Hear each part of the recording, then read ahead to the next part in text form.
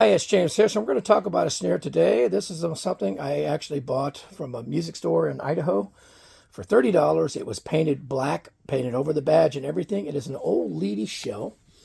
I stained it green because I had the green. I had to strip off the black, and under it was white. And anyway, it's an interesting drum to me because I'll show you a little bit of the drum. I'm going to try to get a close-up of the badge. You can see it was painted over everything, so it was kind of difficult to deal with. I had a green stain, and I wanted to try it, so I stained the shell.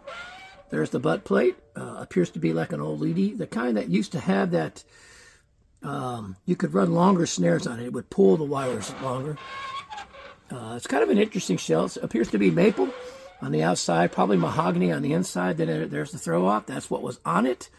Now, what's interesting is it has these double flange hoops. There's not a knob or a curl in at the top so they can chew your sticks up.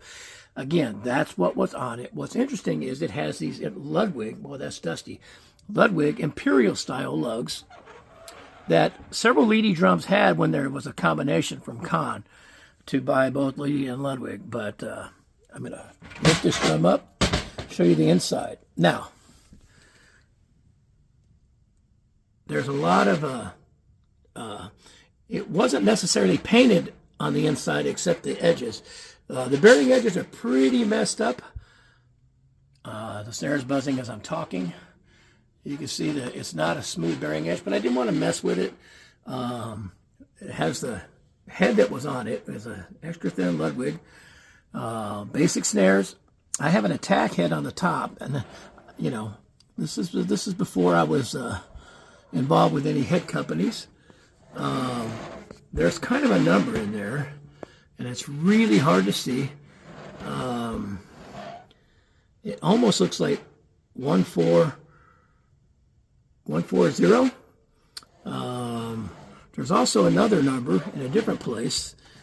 And now these, this is the way the drum was when I got it. Typically the Imperial lugs would have these on the outside as a spacer. But this is the way it was, so I just put it back that way. And you'll see another number here that, unless that thing covers it up and I could take that off, it appears to be like a 1-9 when you read it from the other side. So if you also look, you can see this has the, that's a reflection. That's not a crack in the head. That's a reflection.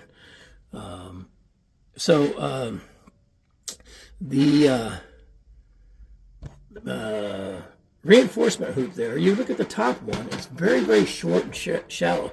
The top bearing edge is really bad, so I think somebody tried to cut this down a little bit. So, but it has kind of a nice sound. Actually, you'll see it on some videos lately. I just got it out of storage. I actually only paid $30 for this. So it's been a great drum to use for a lot of brush work and stuff like that. There's nothing wrong with it. It just has a darker, mellower sound because of bearing edge being so bad. So I don't know. It's kind of a Frankenstein Leedy, if you want to call it that, because it definitely has these Ludwig Imperial lugs on it, but some of the other parts appear to be normal. But again, it was an interesting drum. I stained it, but I like it.